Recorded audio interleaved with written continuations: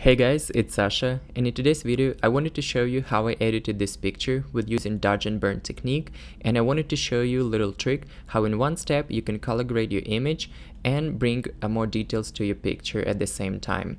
And let's take a look at our picture before and after editing. Before and after. Before and after. Without further ado, let's get to the retouching. I always start my editing in the camera raw. As you can see, I was shooting with my 5D Mark III and 85mm lens. My settings were 200 of a second, f-stop 2, ISO 160. Let's take a look at my histogram. As you guys can see, I don't have any high peaks in my highlights and I don't have any high peaks in my shadows. That means my exposure is good for this picture. I will start my editing with exposure. I will bring down my exposure to make my image a little bit darker. Then I will move to highlights to bring them down as well. And after highlights, I will go to my whites and I will increase my whites and I will decrease my blacks on my image. Now let's take a look at our photo before and after. Before and after. As you guys can tell, I didn't really make any drastic changes on this picture. Now let's open our picture in Photoshop. As you guys can see, I always have my navigator opened. It is really easy to zoom in and zoom out on your picture. And when you zoomed in, it is really easy to go from up and down, left to right on your picture. For me, navigator is just an easier way to zoom in on my picture instead of using the magnifier tool. I always start my editing with the Skin Retouch, so let's take a look at our model's skin. As you guys can see, our model has really beautiful skin and there's nothing really much to edit, except a few black dots on her forehead. And to remove them, I'll be using Healing Brush tool, and I will explain you how in just a second. To work with the Healing Brush tool, I highly recommend you guys create a new layer. To create new layer, click on the bottom right corner, Create New Layer. If you're working on an Apple computer, you can click Command J, or on the Windows, it's Control J to create new layer. Let's delete it because we already have one. Let's pick our Healing Brush in our Tools bar, just right here. Healing Brush is an amazing tool for cleaning skin, all the imperfections, blemishes, without losing the quality and without losing details on the skin. The main idea of Healing Brush is selecting the clean area with clean skin and painting over with the brush over the imperfection. So let's select the clean area with the clean skin and let's paint over this dark spot right here. Again, select and paint over, select and paint over. When I'm editing skin imperfections, 70% of the time I'll be using Healing Brush tool and I'll be using Clone Stamp tool. Clone Stamp tool doesn't forgive mistakes, so if you guys will be using that tool, please be careful with editing. Healing Brush tool is a more forgivable tool, so if you just started learning retouching, I highly recommend you using Healing Brush tool instead of Clone Stamp tool.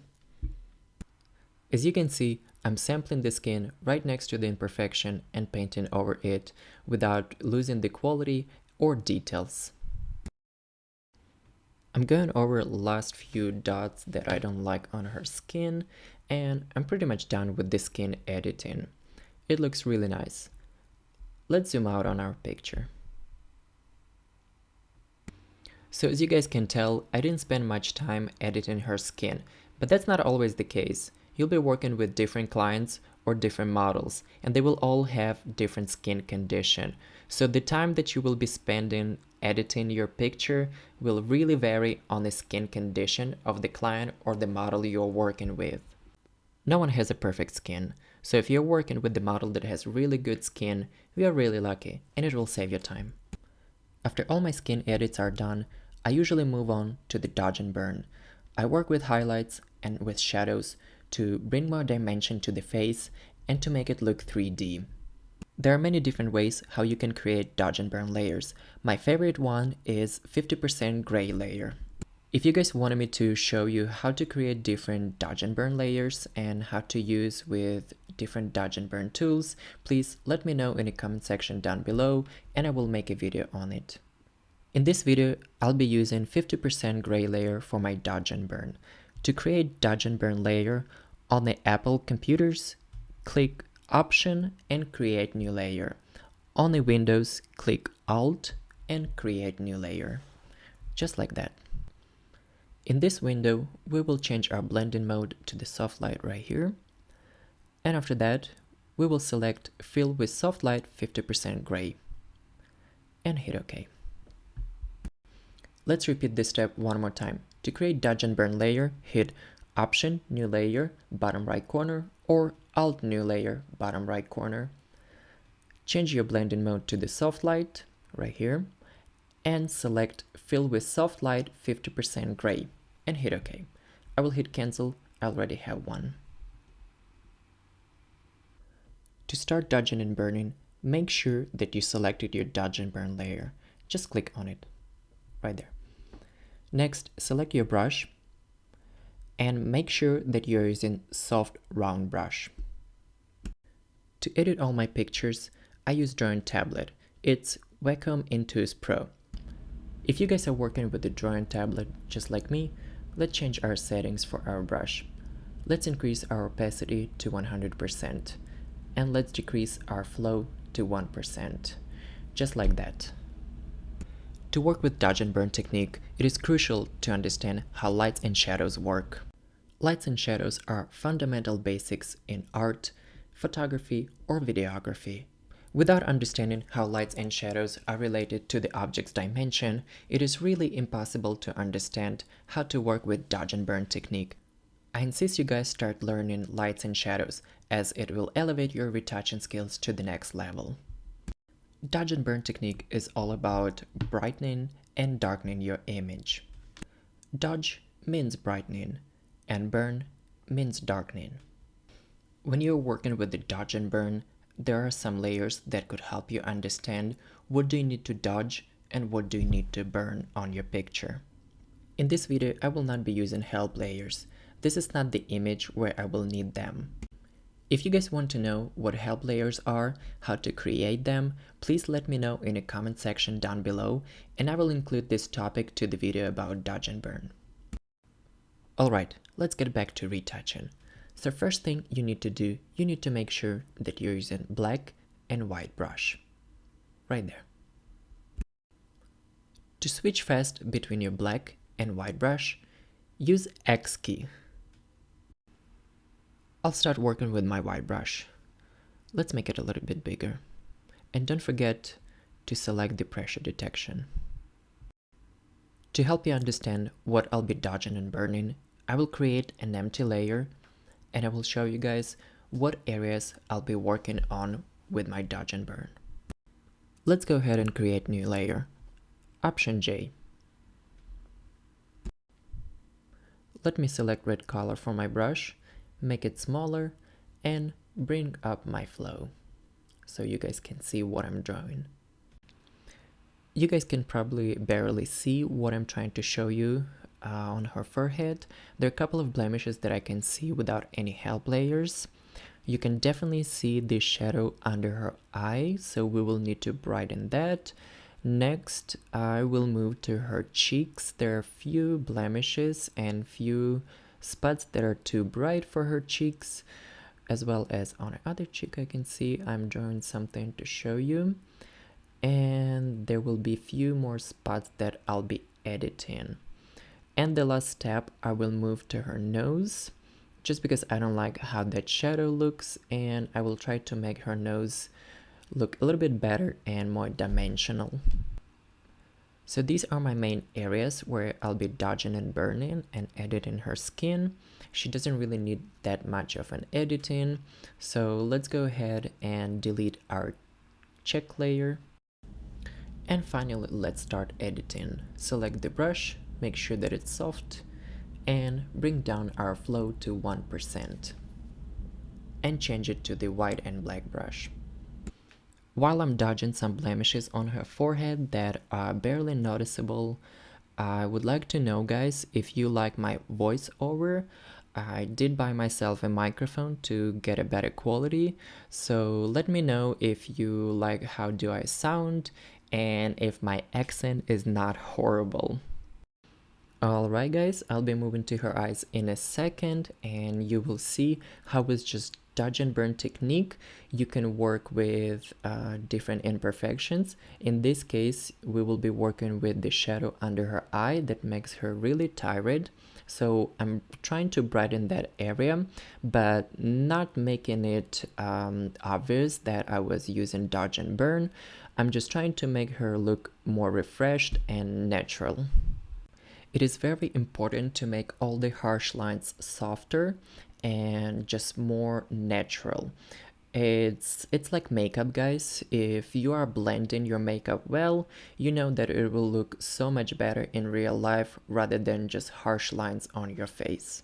Alright guys, and I just moved to her other eye and I'm working with that shadow under her other eye, and you can already tell how just removing those shadows under her eyes changing the whole mood of a picture and overall the whole look.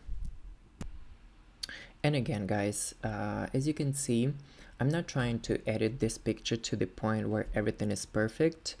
This image is not about that. It is more natural look. So all I'm trying to do to give it more fresh look, to give it a little bit more dimension, to remove all the spots that are catching my eye and distracting me from the image, and just to make it more pleasant to your eyes. As you guys noticed, I'm jumping from one area to another area, and this is just my workflow.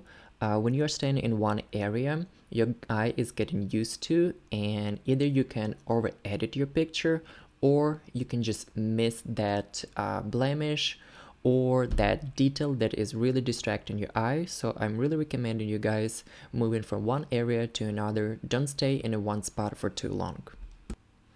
And one more thing I almost forgot to mention, you guys. When you're working with portraits like that, please do not zoom too close to your object, basically to your skin. You need to see the whole face, you need to see the dimension, you need to see where the light is, you need to see where the shadows are. So it is very important for you to not mess up the editing. If you are too close, either you can mess up the dimension or you can change the picture to the point where that person will not look like himself. When I started learning dodge and burn technique, I used to make that mistake. I was zooming in too close to the skin and I was editing all those details without seeing all the dimension of that face. And that is a huge mistake, guys. I know that you all want that super clean skin like in a beauty shot, but if you're using just natural portrait, you don't really need to zoom that close. No one is perfect and you don't need to make that skin look so perfect. Let me just throw in the picture from my first attempt trying using dodge and burn technique. As you guys can see, her skin is not perfect and it had a lot of imperfections, especially those feathers. It was really hard to work with them, removing them from her skin without messing the texture. But as you can see, after my editing, she looks even more horrible than she was looking before. She's just flat, there's no texture, there's no dimension. She just looks like a bowl of milk with floating eyes and lips in that bowl. And if you guys seen my pictures from my last beauty photo shoots, you can definitely tell that I made a huge progress in dodging and burning. You can see that my pictures look more dimensional. They do look edited, but not to the point where you can tell that the face was changed to the point where the person doesn't look like themselves. And overall, I can definitely see that I made a huge progress and I'm really proud of myself. And you guys need to understand that it takes time, effort, and tons of practicing. And the more you guys will be practicing, the more you will be understanding where do you need to edit your picture, where are all the blemishes that are catching your eye, how to edit them, what tools to use. You'll probably not need using your help players at that point. Like me right now, I'm not using my help players almost 90% of the time, just because I already know where do I need to edit, what exactly I want to see at the end. And just because I started working with models that already have a pretty good skin at the beginning, so I don't really need to spend that much time for editing, and my editing time changed from maybe like 3 to 5 hours to maybe like 1 or 2 the most on the skin and overall color grading, but it really depends on your experience, guys. Alright, and while I was doing overvoice pretending that I'm smart, I finished my Dodge&Burn, and let's take a look at before and after. As you can see, guys, I didn't edit much. I just made sure that she looks more refreshed and just more pleasant to your eyes. I didn't make any drastic changes, but you can definitely tell that the picture changed its whole look. Okay, guys, and while I'm doing overvoice, I've noticed that I missed the retouch on her lips, so I just went back and using my Dodge&Burn technique to just remove some few blemishes from her lips to make them look just a little bit better. Alright, guys, I zoomed out on my picture just to see my whole image to understand all the details. And next I will show you how in one step I will color grade this picture, and I will bring all the details that I missed with my missed focus on this image. So I will go to my channels and I will go through all of them to find the one that has the most contrast. Usually it will be blue, and this case is not an exception, so the blue is the most contrast channel on this picture. Now that we know what channel has the most contrast, let's go back to our layers. Alright, now we have to create a new layer, Option J. Let's go back to the image, then apply image. Right here, we will need to change our blending mode to the normal, and we need to change channel to the blue channel and hit OK. Next, we need to change our blending mode to the luminosity right here. Alright, and you guys can see how the whole image just changed and all the colors became more punchy, and we brought more details on her skin, and you can see that it's more contrasty, more dimensional. We do see that she has quite a lot of freckles, which I really like, and I think this is so cute. And I just want to warn you guys that this particular trick will not work well on every single image.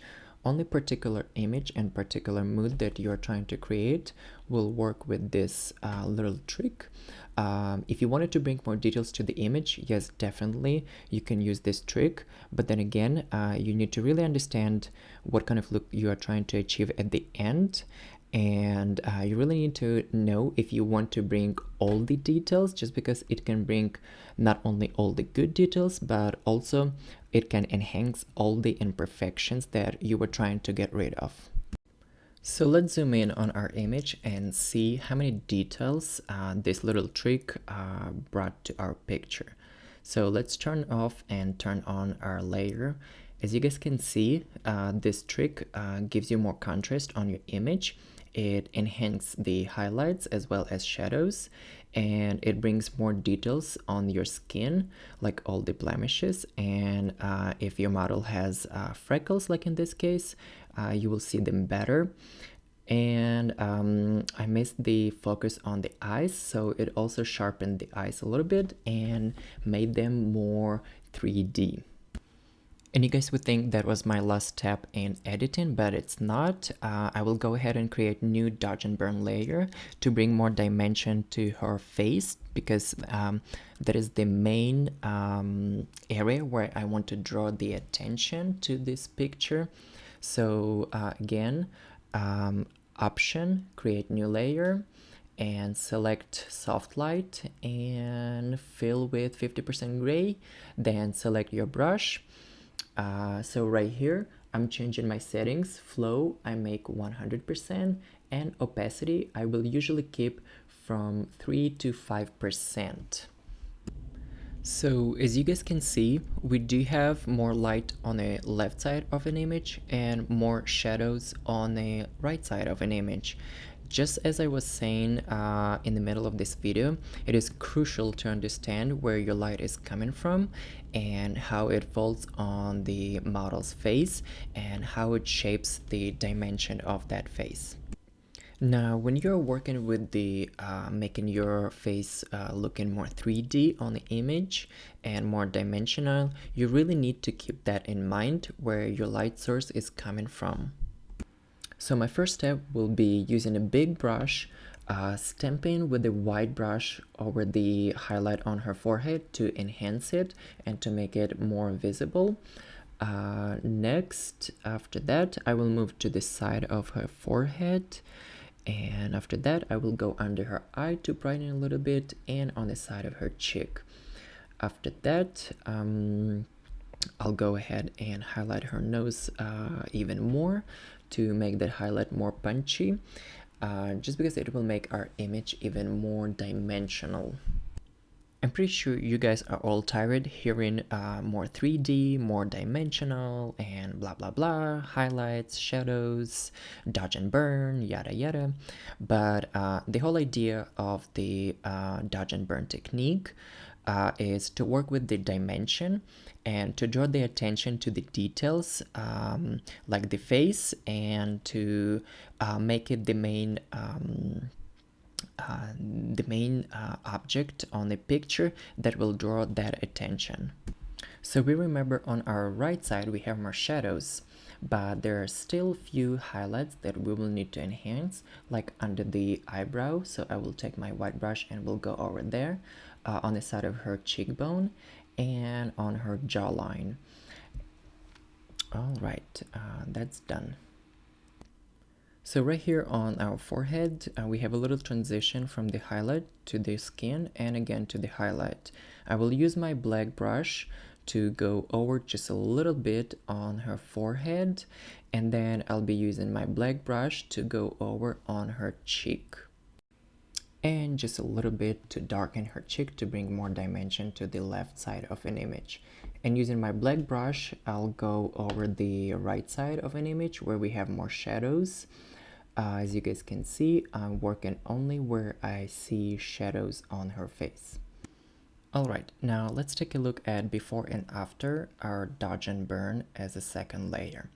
So as you can see, I didn't really make any huge changes. All I did just enhance the highlights and shadows to bring more dimension to her face and to look it more interesting and pleasant to your eyes.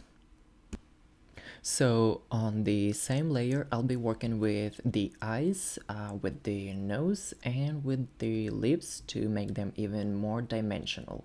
So what I do, I use black brush for that, and I go over on the left and on the right of the eye to make that area a little bit darker. So I will do that with the left eye, and then I will move to the right eye. Alright, and I'm repeating the same process on her right eye, just darkening the right and left side of the right eye with the black brush. So after I'm done with that, I will switch to the white brush. I'll just hit X and I will paint in the middle of her eyes just a little bit to brighten them up. Next I will switch back to the black brush and I will go over on her eyebrows to darken them. So then I will increase the size of my brush and I will paint on the sides of her nose to make it more dimensional. So not only using burning technique on sides of her nose will make it more dimensional, but at the same time we will make our nose a little bit smaller. And my last step with Dodge and Burn on this picture will be her lips, just to increase some highlights, to add more shadows in between her lips. And after that I will move to her cupid's bow in a second. Alright, so we are keeping this image natural, so we will be using all the existing shadows as like we did with the rest of the face before. So on her cupid's bow, I will go over the shadows and highlights with my black and white brush.